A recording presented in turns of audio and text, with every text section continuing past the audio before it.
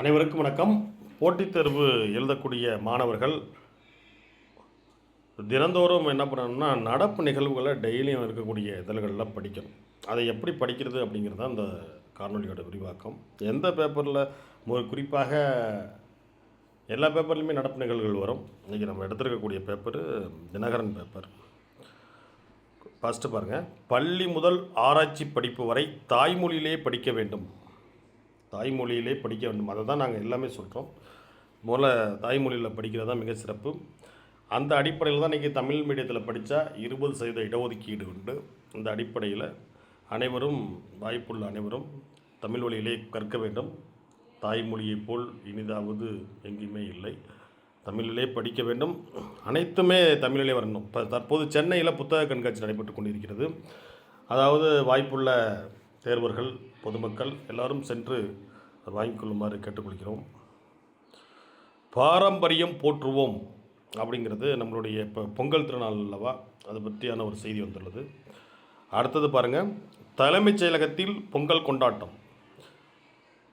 முதல்வர் மு.க. ஸ்டாலின் தலைமையில் இன்றைக்கி தலைமைச் செயலகத்தில் என்ன பண்ணியிருக்காங்க, பொங்கல் கொண்டாடியிருக்காங்க. அந்த இன்னைக்கு செய்தி வந்திருக்கு. அடுத்தபடியாக ஐஏஎஸ் அதிகாரிகள் 5 பேர் மாற்றம், அது ஒரு செய்தி.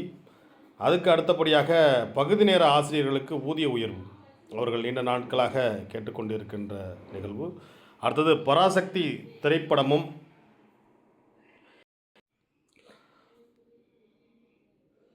தற்போது பராசக்தி திரைப்படம் தமிழ்நாட்டில் இந்தி திணிப்புக்கு எதிரான போராட்டத்தை மீண்டும் வந்துள்ளது. ஏற்கனவே பராசக்தி திரைப்படம் முன்னாடி வந்தது. இப்போ மீண்டும் அதை என்ன பண்ணுறாங்க, ரீமேக் பண்ணி கொண்டு வந்திருக்காங்க. தீ பரவட்டும் அண்ணா அவர்களோட இந்தி மொழி திணிப்புக்கு எதிராக ஏற்படுத்தப்பட்ட ஒரு மிகச்சிறிய படம், மிகப்பெரிய வரலாற்று சிறப்புமிக்க படத்தை அனைவரும் பார்த்து ரசிக்குமாறு அன்போடு கேட்டுக்கொள்கிறோம். பாருங்கள், அனைவரும் பாருங்கள். நம்மளுடைய இன்றைக்குள்ள மாணவர் சமுதாயத்திற்கு எப்படியெல்லாம் நம்ம இடஒதுக்கீடு வந்தது, எப்படி நாம் படித்து கொண்டிருக்கின்றோம், இந்தி திணிப்பு எப்படி இருந்தது. இன்றைக்கி இந்தி மட்டும் இருந்திருந்தால் இன்றைக்கி நாம் எங்கேயே பின்னோக்கி சென்றிருப்போம். அது இல்லாமல் செய்ததில் திராவிட இயக்கத்தினுடைய பங்கு மிக மிக முக்கியமானது. பராசக்தி திரைப்படம் அது மிகுந்த முக்கியமான பிரச்சனைகளை எடுத்து காட்டுகிறது. மாணவர்கள் அனைவரும் பாருங்கள். அதற்கு அடுத்தபடியாக புகை மண்டலமாக மாறிய சென்னை, அதாவது போகி பண்டிகை கொண்டாட்டம். போகி பண்டிகை கொண்டாட்டும் பொழுது நம்ம ஏற்கனவே சுற்றுச்சூழல் காலநிலை மாற்றம் சொல்லியிருந்துச்சு. அதையெல்லாம் மீறி தான் என்ன பண்ணுறாங்கன்னா, அந்த மாதிரி எரிக்கிறாங்க. பொருட்களை எல்லாம் எரிக்கக்கூடாது, சுற்றுச்சூழல் பாதுகாக்கப்பட வேண்டும். ஒரு நாள் நம்ம செய்யக்கூடிய இது அது வாட்டில் வளிமண்டலத்தில் ஒரு வருடங்கள், ஒரு ஆண்டுகள், பல ஆண்டுகள் வரை மிகுந்த பாதிப்பை ஏற்படுத்துகிறது. அதை தடுக்க வேண்டும்னு சொல்லியிருந்தாங்க. அதை எல்லாம் யாரும் ஃபாலோ பண்ணல இருக்குது சென்னையில். அதை ஃபாலோ பண்ணுங்கள். அடுத்தபடியாக தமிழ்நாட்டில் களைகட்டிய தைப்பொங்கல், களைகட்டிய தைப்பொங்கல் அப்படிங்கிறதுல இருக்குது.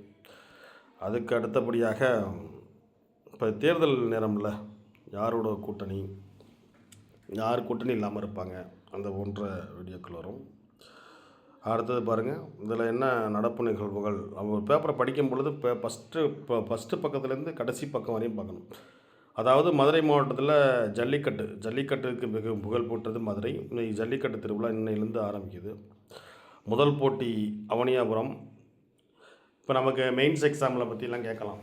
நடப்பு நிகழ்வுள்ள ஜல்லிக்கட்டை பற்றி பாரம்பரியம்ங்கிறதுல விரிவான விடையிலி குரூப் 1 குரூப் 2 கேட்கக்கூடியது. இந்த நடப்பு நிகழ்வுகள் சார்ந்து குரூப் 1 பார்க்கணும். அடுத்தது பாருங்கள், தமிழ்நாட்டில் இளைஞர் நலன், பள்ளிக்கல்வி உள்ளிட்ட 6 துறை சார்பில் 3290 கோடி மதிப்பீட்டில் நடைபெறும் பணிகளை பிப்ரவரிக்குள் முடிக்க வேண்டும். முதல்வர் உத்தரவு. முதல்வருடைய உத்தரவு அப்படின்னா, தமிழகத்தில் இளைஞர் நலன், பள்ளிக்கல்வி உள்ளிட்ட 6 துறைகள் சார்பில் 3291 கோடி மதிப்பீட்டில் நடைபெறும் பணிகளை பிப்ரவரிக்குள் முடிக்க வேண்டும் அப்படின்னு சொல்லிட்டு முதல்வர் உத்தரவிட்டிருக்காரு. அந்த பணிகளை விரைவில் முடிச்சிருவாங்கன்னு நம்புவோம். அதுக்கு அடுத்தபடியாக நீட் முதுநிலை தகுதி மதிப்பெண் 0 குறைப்பு.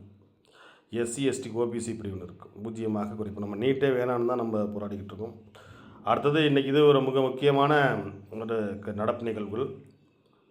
டெல்லியில் இன்று காமன்வெல்த் நாடுகளின் சபாநாயகர்கள் மாநாடு. இது கேட்கலாம். சபாநாயகர்கள் மாநாடு டெல்லியில் இப்படி கொஸ்டின் கேட்கலாம். காமன்வெல்த் மாநாடு எந்த நாட்டில் நடைபெற்றது, எங்கு நடைபெற்றது, எந்த நகரத்தில் நடைபெற்றது கூட கொஸ்டினாக வரக்கூடிய வாய்ப்புகள் இருக்குது. இது ஒரு நடப்பு நிகழ்வுகள் இருக்குது. இதை எல்லோரும் குறிப்பெடுத்துக்கவும். அடுத்தபடியாக அப்படியே பார்த்தோம்னா பாக்கி எல்லாமே இன்றைக்கி ஒன்றும் பெரிய நடப்பு நிகழ்வுகளுக்கான வினாக்கள் இல்லை. இருந்தாலும் அந்த காமன்வெல்த்து மாநாடு எங்கே நடக்கிறது அப்படிங்கிறது தான். அப்புறம் புதுச்சேரி அரசை பற்றி கொடுத்துருக்காங்க. அப்புறம் இது சென்னை பத்திரிகை என்பதனால சென்னையினுடைய சிறப்புகள், பொங்கல் பண்டிகை எல்லாம் களை கட்டி உள்ளது. இதில் என்னென்ன பகுதி நேர ஆசிரியர்களுக்கான அவர்கள் நீண்ட நாள் போராடக்கூடிய அவர்களுக்கு ஊதியம் இப்படி கொடுத்துருக்காங்க. இதுதான் இன்றைய செய்திகளாக வந்துள்ளது. அதுக்கு அடுத்தபடியாக அடுத்த பேப்பரை ஒன்று பார்ப்போம். நன்றி.